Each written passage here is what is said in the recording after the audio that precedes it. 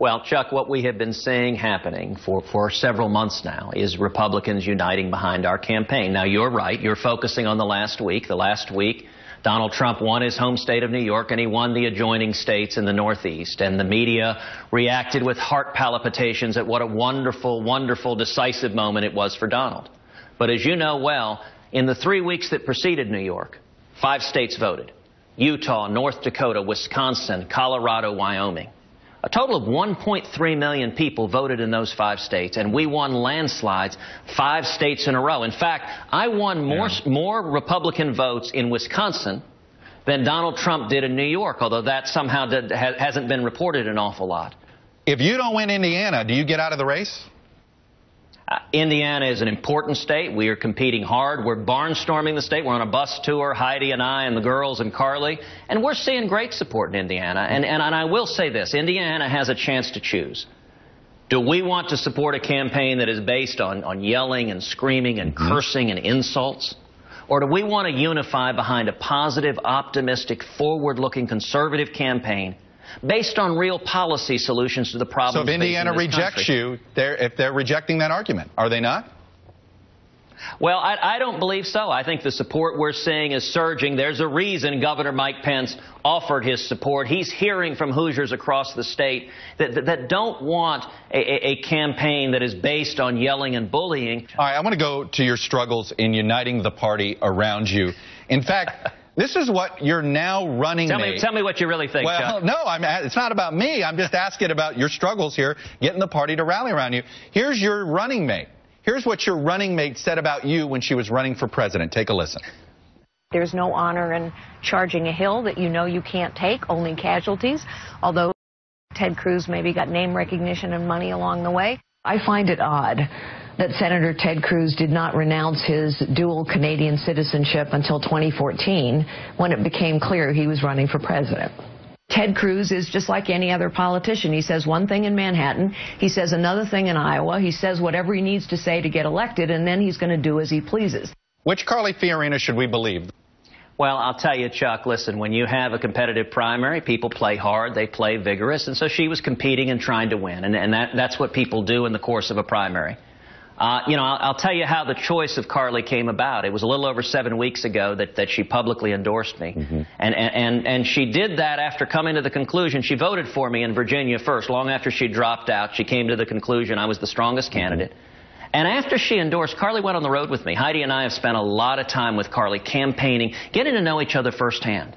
And I'll tell you, one of the reasons we did a long and extensive search to narrow down the right VP nominee. It's perhaps the most serious and solemn decision a presidential candidate makes. But it ended up being a very easy choice because I wanted someone who had the knowledge to do the job, to be president, who had the judgment to do the job, and who had the character to do the job. And Carly's story is extraordinary. She stands up to Donald Trump. She stands up to Hillary Clinton. Bullying is not a sign of strength. It's a sign of weakness and insecurity. And Carly has shattered glass ceilings her entire life. And I'm incredibly proud to be running on a ticket with Carly. Donald Trump accused Hillary Clinton of playing a gender card and saying that she wouldn't be anywhere. She'd only be at 5% if she were a man instead of a woman. What do you make of that comment? Oh, it's typical Donald Trump. The only thing he knows how to do in any given circumstance is he yells, he screams, he curses, or he insults. So there he's insulting Hillary. Listen, Hillary is a very smart, committed liberal. Her policies are profoundly wrong, but, Donald can't criticize her policies. You know why? Because he supports them.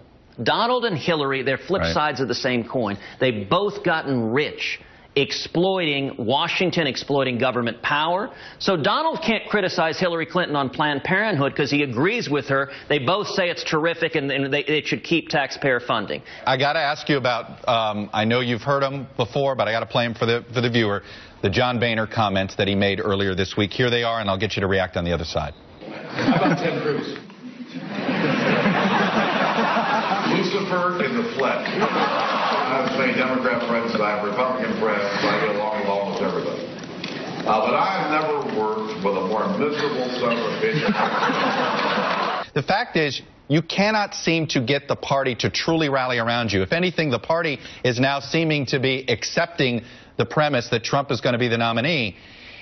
Isn't it because you have these bad relationships with the John Boehners of the world, the Mitch McConnells of the world? You're not going to win this nomination without their help, are you not? Well, Chuck, I actually think those remarks illustrate exactly what this race is all about. Number one, I don't know John Boehner. The two of us haven't said 50 words to each other in our entire lives. Why? You wanted a government shutdown that he helped lead. How have you not had any interaction with the Speaker of the House as a leading Republican senator? Chuck, it's actually a good illustration. During the government shutdown, I reached out and offered for Mike Lee and me to come over and sit down with the Speaker and Majority Leader, and Boehner said, no interest, no value, I'm not willing to talk to you. So I don't know him at all, but what was interesting about Boehner's comments is he praised Hillary Clinton. He thinks she's terrific. And he praised Donald Trump. He said Donald is his friend, he's his texting and golfing buddy. Listen, Donald Trump and Hillary Clinton and John Boehner they are the Washington cartel. It is the corruption of Washington. And this is where, with all respect, a lot of the folks in the media don't understand. That's what people are ticked off at. The greatest fraud in this entire election is Donald pretending he's some sort of outsider. Donald and Hillary are the ultimate Washington insiders. They have been enmeshed in the corruption. If you like John Boehner, if you want a presidential candidate like John Boehner, then Donald Trump is your candidate. In fact, I saw those comments and kind of thought Boehner was auditioning to be Trump's VP candidate. You've spent this entire interview trying to eviscerate Donald Trump. If he's the nominee, I take it you can't support him anymore, can you? I believe if the Republican Party nominates Donald Trump, we will lose to Hillary, because when we offer Democrat light, Donald Trump and Hillary Clinton on the ballot, they support the same social policy, they support the same economic policy. In fact, both Donald and Hillary support allowing illegal immigrants to become U.S. citizens. Now, Donald says he'll fly them back to their country first. But are you going to support him? We will lose. I understand what you believe in the Republican Party.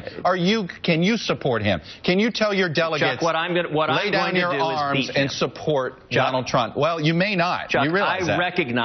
I recognize that many in the media would love for me to surrender to Donald Trump. It's not about the media, number one, that Hillary Senator, wins, it's about the numbers. It's about the numbers. He may win. Republican voters are the ones rejecting you. This is not a media conspiracy, Senator.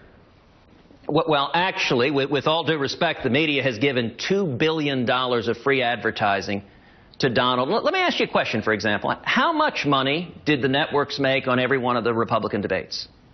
I have no idea, because we didn't have a Republican debate. But you know what's interesting, Chuck? It's been now 49 days since we've had a Republican debate. The Democrats have had a debate. Hillary Clinton, Bernie Sanders, they've been willing to debate.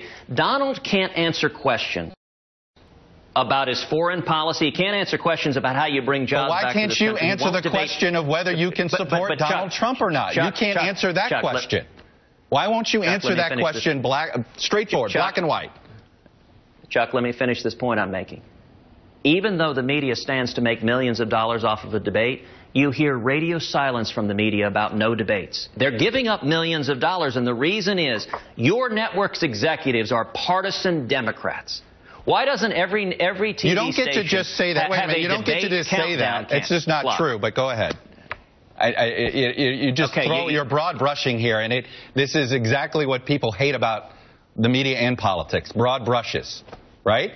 Listen, the simple reality is the media almost entirely are liberal partisan Democrats. That is the reality of it. The media created this Trump phenomenon, and then they don't hold him accountable. Now, I'm sure the media planned to do so if he's the nominee. In the general election, suddenly you're going to hear every day about Donald Trump's tax returns. When was the last time you talked about his tax returns? You know, we ought to have a debate. There are real differences. Donald won't debate, and the media won't hold him accountable. I think the people of Indiana deserve. Can you answer the question about whether you're going to support? In Indiana. Are you going to support Donald Trump if he's the nominee? I am going to beat Donald Trump. We are headed to a contested convention, and we're going to win, and I'm not willing to concede this country. Listen, this is my kid's future, Chuck. It's not simply a game. Nobody's saying it's a game, sir. We lose this. If we lose this, we lose our country. We lose the Supreme Court for a generation. Religious liberty is taken away. The Second Amendment is taken away. Our kids are bankrupted. We are at the edge of a cliff. And I'll tell you, the people of Indiana, they really are in a position The country is depending on them to pull us back from this cliff. Don't you think it's important to take a stand? You just said it's a time for choosing. If it's a time for choosing, say it. For him or against him as the nominee. It's a time for choosing, is it not? Chuck, you're welcome to lobby for support for Trump as much as possible. We are going to beat Trump because Trump's winning the nomination loses the country. Don't you think Republican voters... I am not willing to give up on America. I'm not willing to give up on America. But if you care this much about it, don't you think you saying, I can't support him if he's the nominee, doesn't light a fire and send a sense of urgency to the Republican Party? Chuck, what I'm saying is very, very simple. If you believe in free market principles, if you want to reduce the taxes and regulations on small businesses, if you want to bring jobs back to America, you know, the amazing thing about the three-card monte game being played by Donald Trump is he is laughing at his supporters. He's mocking his supporters because he's lying to them.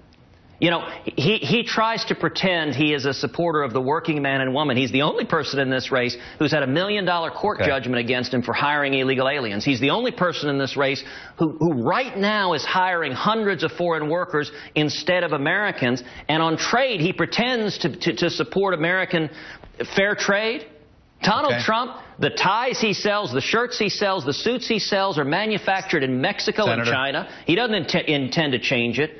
We need instead a positive, optimistic campaign that stands with the working men and women of this country. That's what our campaign is about. All right, so let the record show you have not taken a position on whether you can support Trump if he's the nominee. Fair enough? And let the record show you tried very, very hard to get me to commit to supporting Trump. The record will show that. Fair enough. Senator Ted Cruz, I got to let you go. You got a lot to do in the state of Indiana. We'll be watching. Stay safe on the trail, sir. Thank you, Chuck. God bless. All right.